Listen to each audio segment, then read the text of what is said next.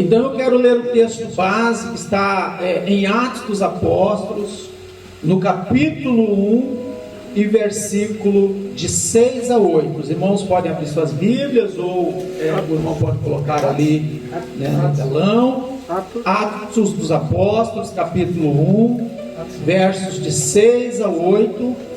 E eu tenho alguns pontos muito importantes para salientar nesta noite. Espero que o Senhor me dê graça. Porque na verdade nós, como representantes do Senhor, eu acredito que devemos fazer uma análise, nos avaliarmos, a cada dia, para que nós possamos a cada dia melhorar mais e mais. Aleluia. Atos capítulo 1, versos 6 a 8, então eu vou ler, diz assim: a ascensão de Jesus.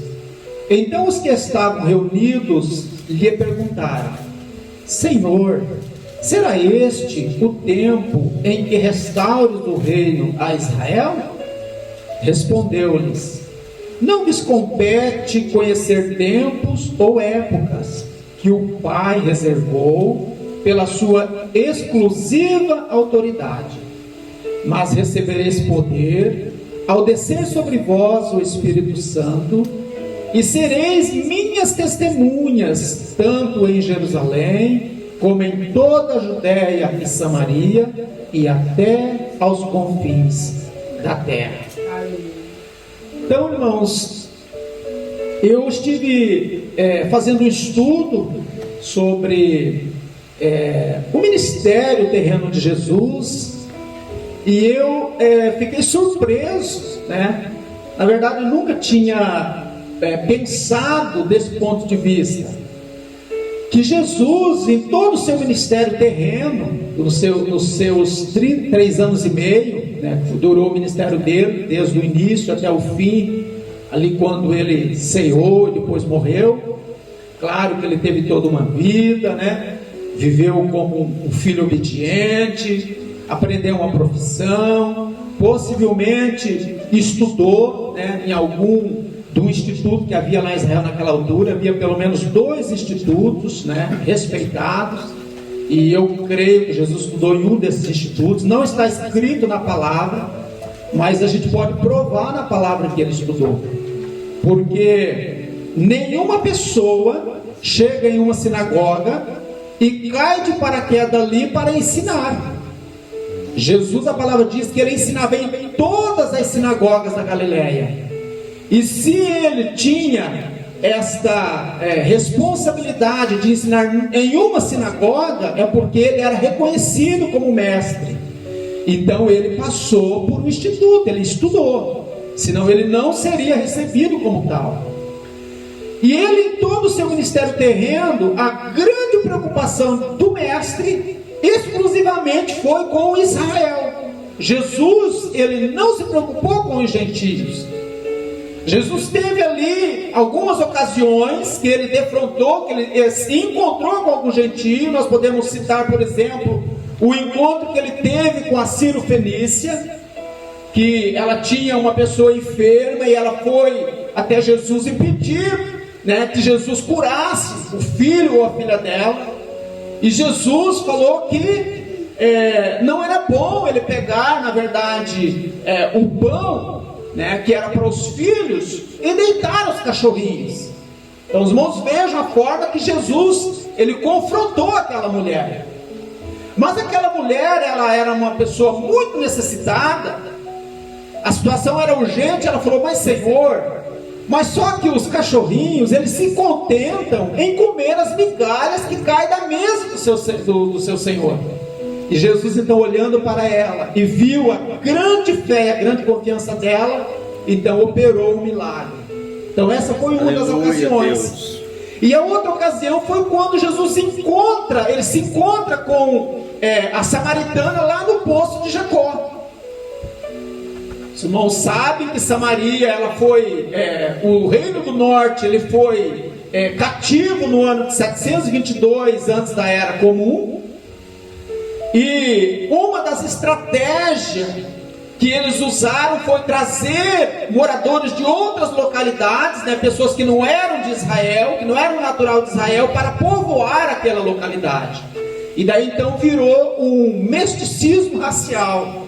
Por isso é que os judeus, eles eram inimigos dos samaritanos, eles não se davam com os samaritanos, porque na verdade os samaritanos, na época de Jesus, eles não eram judeus puros de sangue. Então, pelo menos duas oportunidade que Jesus teve de tratar, né, podemos dizer assim, diretamente com o gentio. Tirando isso, de modo geral falando, ele se preocupou quase que exclusivamente com Israel. E eu tive fazendo uma análise, e por que Jesus só se preocupou com Israel? E aí eu fiquei muito surpreso, porque não quer dizer que Jesus não amava os gentios, e não quer dizer que ele não tinha um projeto para os gentios. Os gentios, as nações, é um projeto de Deus. Aleluia. A questão, irmãos, é o método que Jesus usou. E é justamente sobre este método que eu quero falar hoje. Jesus, em primeiro lugar, ele se preocupou com a sua casa, com a sua família. Primeiramente, ele estabeleceu ali, irmãos, diretrizes dentro da sua casa, na sua família, para que depois de haver tudo isso desenvolvido, ele pudesse então partir para as nações. Os irmãos, vejam só, o que adianta eu me preocupar com as outras famílias, se a minha família precisa de cuidados, aleluia, socorro e ajuda? Verdade. Sim. Eu não tenho como tratar, irmãos, uma outra família que está doente, se a minha também estiver doente. Verdade. Em primeiro lugar, eu tenho que cuidar da cura da minha família, para depois da minha família estando curada, eu possa então socorrer as outras famílias que há doença nelas. Isso é um princípio. Deus, aleluia. Eu primeiro tenho que cuidar, irmãos, quando tenho filho, eu tenho que cuidar da educação desse filho, da formação do caráter dele, para que quando ele se torne adulto, ele se torne uma bênção na sociedade aonde ele vai viver. Não é assim que funciona? Verdade, para que ele venha servir de bênção nessa sociedade, para que ele venha impactar essa sociedade através do testemunho pessoal dele. Isso é uma responsabilidade dos pais. E Jesus, ele fez assim. Qual é o método que ele usou? Ele comissionou 12 discípulos. Ele pega 12 homens de várias, podemos dizer assim, camadas da sociedade, né? Ele pega cobrador de impostos, ele pega pescadores, ele pega homens de várias camadas. E ele pega esses homens e ele começa a trabalhar esses homens assim como se trabalha um diamante. Que na verdade um diamante, por mais precioso que ele seja, o seu valor só é realçado quando ele é lapidado. Aleluia. Foi isso que Jesus fez. Eram homens de grande valor, mas que precisavam de lapidação. Então Jesus começa a trabalhar os seus discípulos. No Shabat, no sábado, ele ia à sinagoga, e eles estavam ali sentados na sinagoga, ouvindo o ensino do mestre. E de segunda ou de domingo a sexta-feira, eles andavam com o mestre praticando aquilo que tinha ensinado na sinagoga. Aleluia. E foram 3 anos e meio agindo dessa forma. Todo Shabat, na sinagoga, recebendo o ensinamento do mestre, ou o ensinamento de outros rabinos que porventura pudessem estar ali ensinando. E durante a semana era a prática, colocar em prática aquilo que tinham aprendido. Aleluia, Deus. Em muitas situações eles se frustraram. Houve situações de tristeza, houve situações de confronto, houve situações que eles tiveram que negar o mestre, houve situações muito difíceis, mas o mestre Jesus não desistiu deles. Ele esteve ali todos os dias, durante 3 anos e meio, cuidando deles, nos mínimos detalhes. E os irmãos sabem qual foi uma das últimas pessoas a ser curado por Jesus? Os irmãos sabem qual foi o discípulo? Foi Pedro. Aleluia, Deus. Porque Pedro foi aquele que negou o mestre. E Pedro, ele não tinha como sair pregando o evangelho como um apóstolo, se em primeiro lugar ele não tivesse a certeza do perdão do mestre. Aleluia. Se em primeiro lugar o Senhor Jesus não curasse aquela ferida que tinha sido aberta, porque o próprio Jesus falou para ele que ele iria negá-lo. E ele então ficou em grande angústia. Mas Jesus, diz ali o livro de João, ali nos últimos capítulos de João, que Jesus vai e teve com Pedro, já depois de ressuscitado. E Jesus então, naquele grande diálogo com Pedro, quando diz: você me ama, Pedro? Pedro, eu te amo, Senhor. Então vai e apacenta as minhas ovelhas. Aleluia, Deus. E aí Jesus pergunta 3 vezes. Na terceira vez ele pegou e fala: Senhor, o Senhor sabe que eu te amo. Aí Jesus pega e fala novamente: então vai e apacenta os meus cordeirinhos. E daí então Jesus, ele sobe aos céus. E após ele subir aos céus, Aleluia, começa um grande trabalho de pregação do Evangelho. Aleluia. Mas os irmãos, vejam que há todo um trabalho a ser feito antes disso acontecer. Tu és E muitas vezes, irmão, nós aleluia, que somos ocidentais, né, que fazemos parte das nações, nós ignoramos certos métodos da palavra de Deus e atropelamos, e por causa disso o trabalho ele começa mal feito.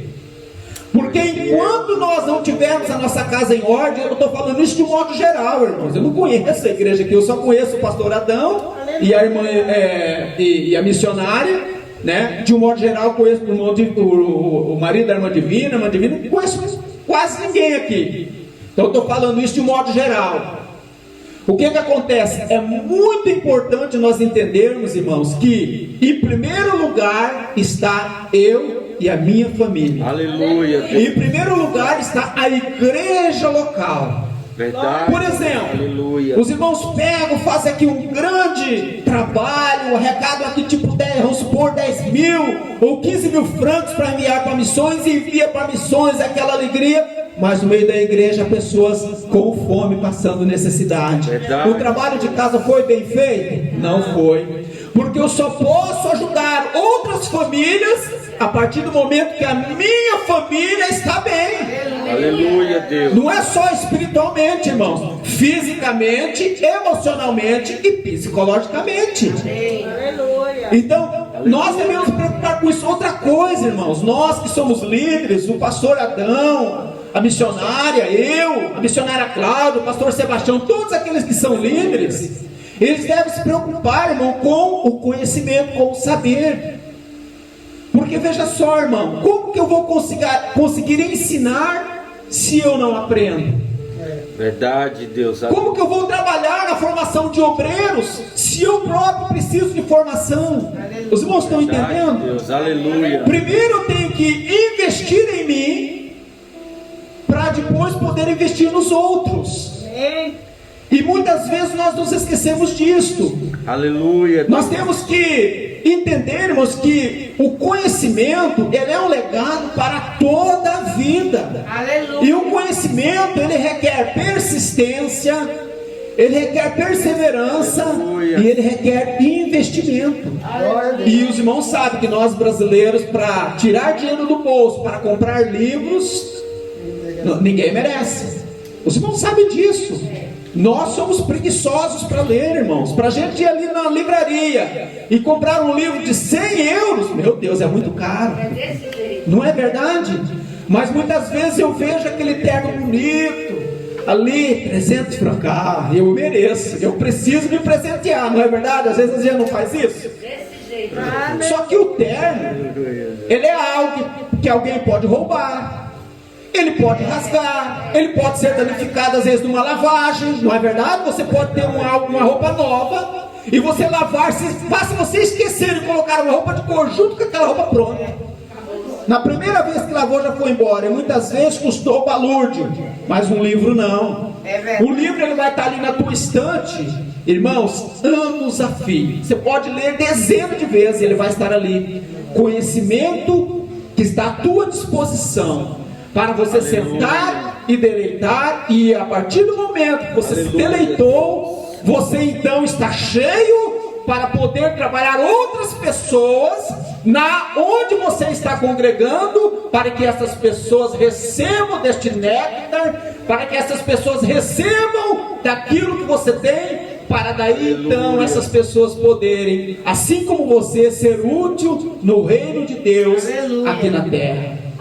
Irmãos, eu nunca aprendi tanto como eu tenho aprendido nos últimos 7, 8 anos da minha vida aqui na Suíça. Muito mesmo. Sabe por quê? Eu tenho colocado em prática. Era para estar ainda mais avançado. Aí eu já era para estar mais avançado, mas eu tenho colocado em prática alguns critérios que os judeus usam. E os irmãos sabem qual é um dos critérios que eles trabalham desde quando os filhos deles nascem, eles trabalham isso no filho? Tudo aquilo que você faça, procure fazer bem feito. Procure ser o melhor. Por isso, irmãos, de todos os prêmios Nobel que existem na face da terra, 1/3 é de judeus. Aleluia. Por que será? Será que é só porque a bênção de Deus está na vida deles? Ué, então a bênção de Deus também está na minha vida, porque eu sirvo o mesmo Deus dos judeus. Aleluia. Só que eu não estudo. Eu nunca vou ser um prêmio Nobel. Eu não tive a oportunidade de estudar, não tive e também não me esforcei. Então, os irmãos, vejam a diferença. Então, o filho nasce, ele já começa a trabalhar isso na mente do filho. Procure ser o melhor na área que você escolher para você trabalhar, seja a nível de palavra de Deus, ou seja a nível secular. Seja o melhor. Aleluia. Aleluia. E eu tenho entendido, irmãos, que isso faz toda a diferença. Agora veja só, irmãos, ser o melhor não significa que eu vou, aos olhos dos outros, querer ser o maior. Os irmãos estão entendendo? Não é isso que eu estou falando. Aleluia. Melhor a nível de essência, de você, do desempenho da tua função. É isso que eu estou falando. É você procurar aprender bem, procurar investir tempo, né, no conhecimento, para que daí então Aleluia, você possa exercer aquela função, seja ela secular ou seja ela espiritual. Por exemplo, Aleluia, irmãos, Deus. todo judeu que é um rabino, ele tem uma profissão. Os irmãos não vão encontrar nenhum rabino judeu que não tem uma profissão, mas você encontra muitos pastores que são pastores e não têm profissão secular. Muitos mesmo. Irmãos, é um princípio que eles usam. Por quê, irmãos?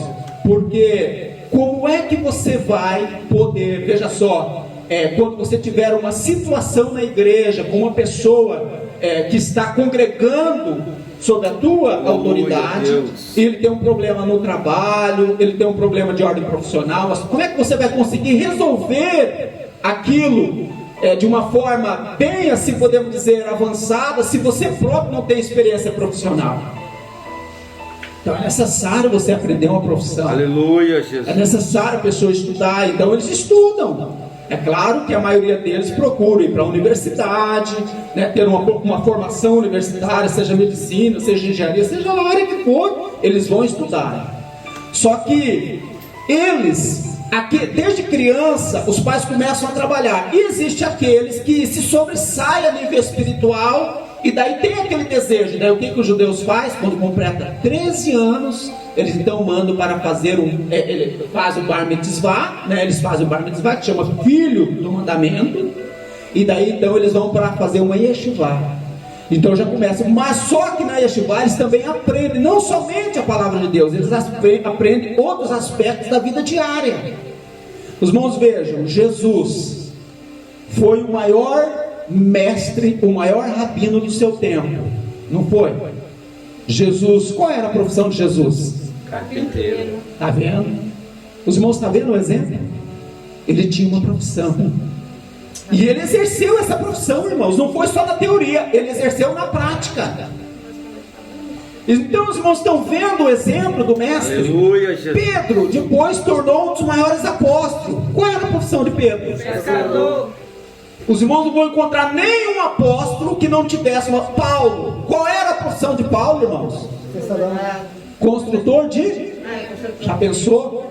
E muitas vezes ele era mantido através da força das suas próprias mãos, trabalhando secularmente durante o dia, e Aleluia. à noite, reunidos na igreja, onde podia, no final de semana, principalmente no sábado, reunido com a igreja, e durante a semana trabalhando o trabalho laboral.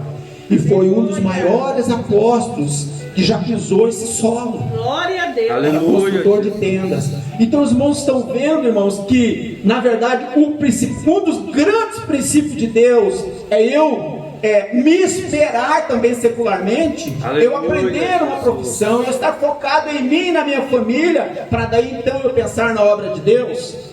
Eu vou dar aqui um testemunho dos irmãos. Eu estou até saindo fora, irmãos, um pouco daquilo que eu tinha elaborado. Eu sinto que Deus está me levando para este caminho. Aleluia. Deus. Eu comecei a cooperar na obra de Deus muito cedo, assim que aceitei Jesus. Passaram mais ou menos 1 ano e meio, 2 anos no máximo. Eles colocaram eu como porteiro. E aí então comecei a cooperar na obra de Deus. De repente comecei a pregar, comecei a dirigir cultos. E aquilo foi uma bênção. E eu me encantei tanto com aquilo que eu queria estar dentro da igreja. E no Brasil os irmãos sabem que muitas das igrejas há culto praticamente de segunda a domingo. Segunda era culto de oração, terça era culto num ponto de pregação, quarta era culto público, quinta no outro ponto, sexta culto de doutrina, sábado culto dos jovens, o outro culto dos adolescentes, outro culto do círculo de oração, e no domingo culto da família. E eu muitas vezes estava, irmãos, quase que os 7 dias dentro da igreja, de forma que eu comecei a esquecer da minha família. E até mesmo profissionalmente, eu já não estava mais tão preocupado na minha profissão. E aí um pastor já jubilado, um grande amigo meu, continua sendo até hoje, um dia ele viu o meu esforço, ele viu o meu empenho, ele viu a satisfação que eu tinha em fazer aquilo, e ele pega e me chama e fala assim: irmão Geraldo, queria fazer uma pergunta para o irmão. O irmão tem um chamado de Deus para fazer a obra de Deus? Aí eu falei: como assim, pastor? Aí ele falou: não, Deus chamou o irmão tem plena certeza de que Deus chamou o irmão. Eu falei: não, eu nunca ouvi nada do Senhor, eu não tenho essa certeza que Deus me chamou. Eu falei: então eu quero dar aqui um conselho para o irmão. O irmão vai trabalhar, vai cuidar da sua família, vai sustentar os seus filhos, e na hora que o Senhor quiser te chamar, Ele vai te chamar e você vai ter certeza, mas primeiro cuide da tua família. Aleluia. Eu Deus. ouvi aquilo e falei: é o quê?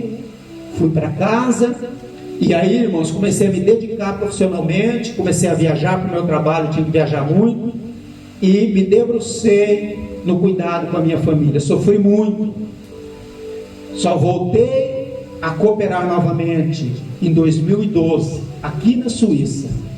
Passei por várias igrejas, pastor tentado, em Portugal, vários pastores. Irmão Geraldo, irmão tem, na verdade, o irmão não é uma pessoa normal. O irmão procure pregar a palavra de Deus, coopere na obra do Senhor. O irmão pode ser um grande homem de Deus. E eu: não, pastor, não quero. Irmão, não faça Aleluia, isso, eu não Deus. quero, pastor. Porque eu me lembrava do conselho que o pastor falou, que o dia que Deus quisesse alguma coisa de mim, eu ia ter certeza que Ele iria me chamar. Aleluia. Jesus. Quando foi em 2011, eu aqui na Suíça, congregando ali na igreja do pastor Antônio Nazélio, eu já não estou mais ali, mas tenho um grande respeito por ele, pelo pastor Antônio Nazélio. O pastor falou: a gente começou a participar de uns estudos no sábado, e eu era muito participativo nos estudos. Eu sempre fui uma pessoa que gosta de participar mesmo, porque na sala de aula que você tem que tirar todas as suas dúvidas. Aleluia, Você Deus. tem que perguntar, irmãos. Santo. E quem está ensinando não pode levar aquilo como ofensa, seja qual for a pergunta. Aleluia. Infelizmente, irmãos, nós sabemos que muitos institutos nossos de teologia, você não tem plena liberdade. Tem coisa que, se você perguntar, você não vai ser bem visto. Eu tenho isso como experiência própria. Mas não deve ser dessa forma. Se você está numa sala de aula, você tem que ter liberdade para perguntar, seja o que for ao professor, e ele não pode entender aquilo, levar aquilo como uma ofensa. E aí então eu comecei a participar muito, e ele começou a ver algo diferente em mim.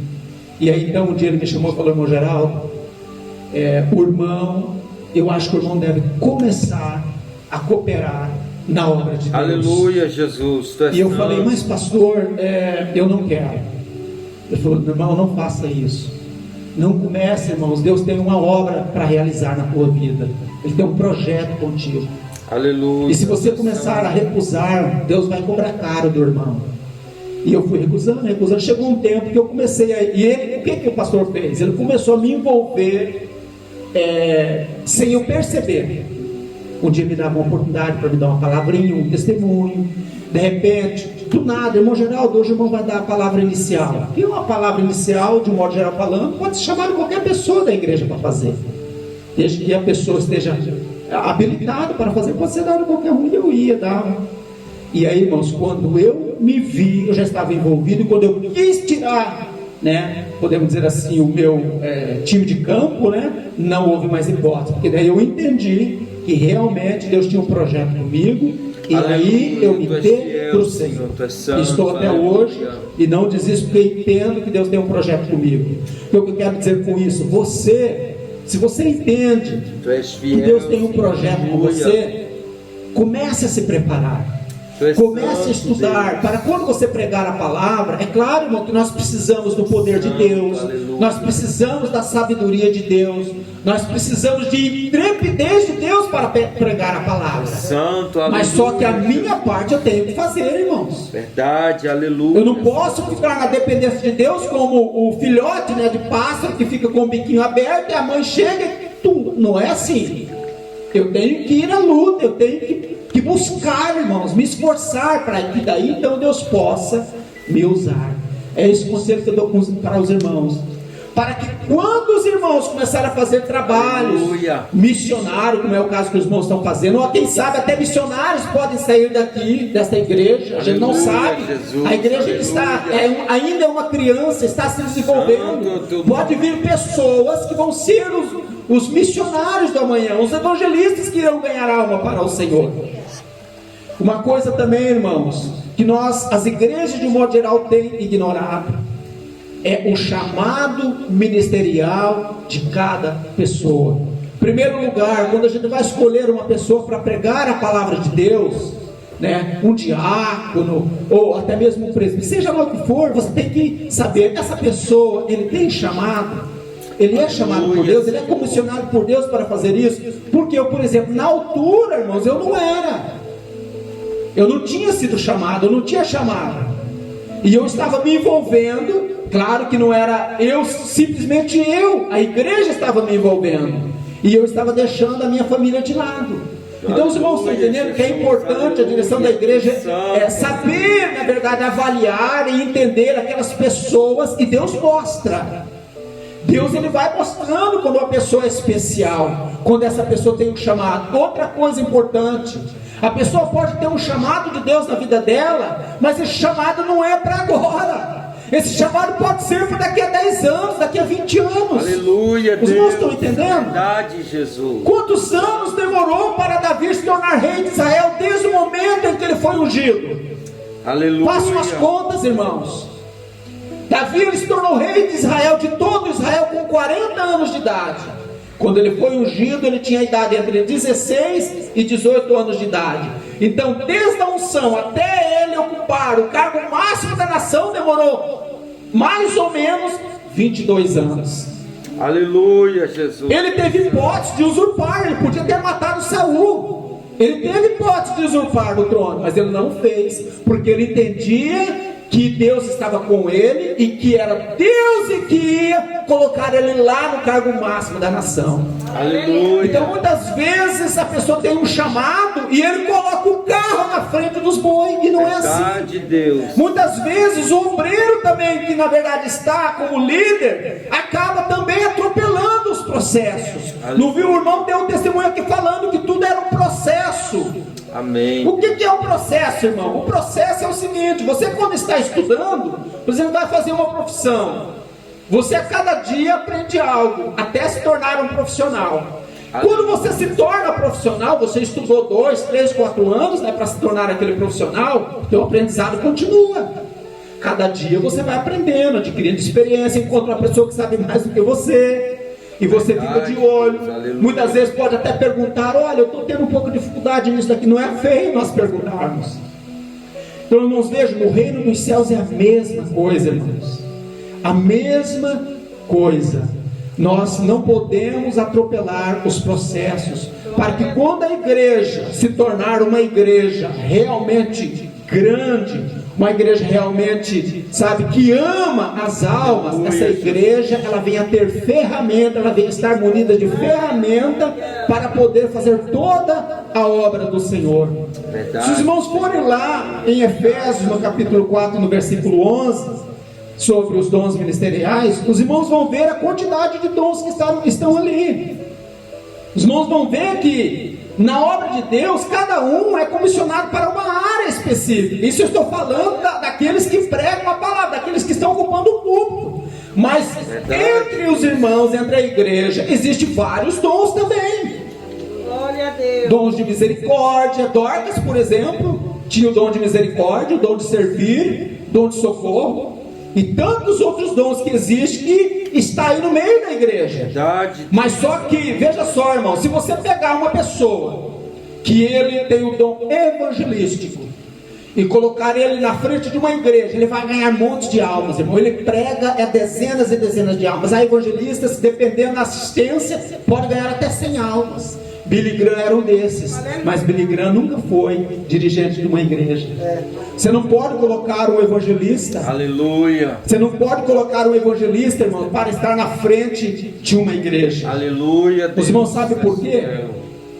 Por causa que ele vai ganhar almas, mas ele não vai saber o que fazer com elas. Verdade. É como ele tem um monte de diamantes preciosos, mas não estão lapidados. Precisa da figura do lapidador. E quem é o lapidador dos diamantes? É o pastor que apacenta e o mestre que ensina. Verdade. Então os irmãos estão vendo, irmãos, que é necessário todo esse processo. Irmãos, vejam, olha ali, ó. E ele mesmo deu uns para apóstolos, e outros para profetas, e outros para evangelistas, e outros para pastores e doutores. Para que ele fez isso? Para que fim? Para o aperfeiçoamento dos santos.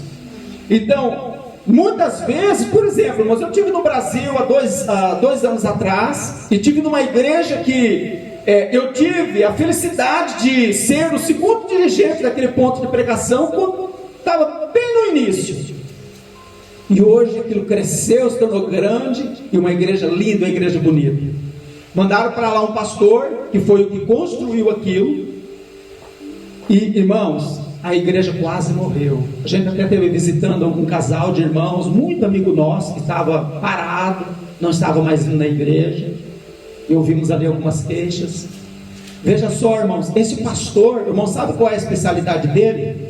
Levantar obras, o prédio, construir. Ele levanta a igreja e torna aquilo um brinco, uma coisa linda. Jesus está interessado no prédio? Não.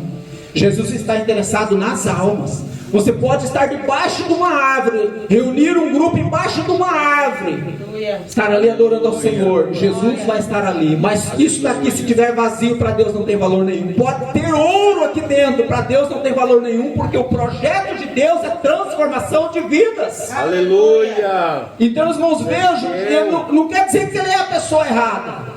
Ele é a pessoa certa, mas no lugar errado. Porque o dom dele não é apacentar rebanho, o dom dele é outro. Então os irmãos estão vendo, irmãos? Mesma coisa na área missionária. Você não pode enviar, por exemplo, manda uma pessoa para o campo missionário, que seja uma pessoa que tem dificuldade de comer certo tipo de comida. Esse missionário vai ter êxito no campo missionário? Não. Porque ele vai ser convidado. Muitas vezes vai ser colocado comida na mesa, e quando ele olhar aquilo, até o estômago vai embrulhar. Irmãos, e tem pessoas que, se você não comer aquilo que põe na mesa, nós temos isso no Brasil, no interior do Brasil acontece isso. Então o que acontece, irmãos? Essa pessoa nunca era para ter sido enviada como missionário. Verdade, porque lá ela vai envergonhar o nome do Senhor. O missionário, ele tem que ser uma pessoa dura, tem que ser aquela pessoa que até pedra ele come, se for possível. É verdade, irmãos. Tem que fazer missão transcultural, porque ele tem que estar por dentro da cultura do país e da nação a qual ele vai ser enviado. Porque existem situações que ele vai ter que lidar, que ele não está, se ele não estiver preparado para aquilo, ele vai ter problemas. Veja só, irmãos, tem coisa que nós não vamos encontrar aqui na palavra. Irmãos, Deus, ele não se resume só à Bíblia. Os irmãos não se escandalizem, isso que eu vou falar com os irmãos. O Deus, irmãos, ele não é somente aquilo que a Bíblia diz que ele é, porque se ele fosse, eu não queria servi-lo. Deus é muito mais do que aquilo que a Bíblia diz que ele é, irmãos. Aleluia, Jesus. A Bíblia, ela só diz aquilo que é necessário eu saber sobre a pessoa de Deus. Somente isso. Mas se eu quiser viver experiências ainda maiores do que aquilo que está escrito, e eu ter um coração verdadeiramente devotado a Deus, os irmãos acham que Deus não vai se manifestar na minha vida? Aleluia. Os irmãos acham que eu não vou viver experiências ímpar com Deus? Aleluia. Ele é muito maior do que aquilo que está escrito aqui. Glória a Deus. O nosso Deus, irmãos, ele é o rei de todo o universo. Aleluia. Para quem sabe, entende um pouquinho de ciência, de física e de astronomia, vocês então imaginem, se até hoje eles não conseguiram ainda mapear todo o universo. Aleluia. Porque existe milhões de galáxias, nós fazemos parte só de uma galáxia, e depois da nossa tem milhões delas. E cada galáxia tem milhões de estrelas, e diz que ele é o rei de todo o universo. Aleluia. Então os irmãos vejam só o tamanho do nosso Deus, a Aleluia. grandeza do nosso Deus, a perfeição do nosso Deus, que faz com que tudo venha funcionar da melhor forma possível e nada falha ao seu controle. Por isso eu termino as minhas palavras dizendo assim para vocês: se Aleluia, Deus é tudo Jesus. isso, aquilo que eu falei aqui, que Ele é minucioso, que Ele é um Deus organizado, Deus, que Ele é um Deus equilibrado, aquele que representa a Ele também deve ser minucioso, também deve ser equilibrado, também deve gostar de ordem, porque Deus, Ele é tudo isso, irmãos. Aleluia, Jesus. Por isso que nós, como obreiros do Senhor, e cada um dos irmãos que estão servindo a Deus, procure ser uma pessoa desta forma que eu falei. Porque os irmãos forem analisar a palavra do Senhor, os irmãos já não prestaram atenção que na palavra de Deus há mandamentos para tudo. Por exemplo, nós estamos vivendo a pandemia, não é verdade? Quarentenas, essas coisas na Bíblia, no Antigo Testamento, na Antiga Aliança, irmãos, há 1000 anos antes de Cristo, 1500 anos, teve que se colocar em prática muitas coisas. Havia mofo numa casa, opa, essa casa está de quarentena. Para que era aquilo? Para não se propagar doenças.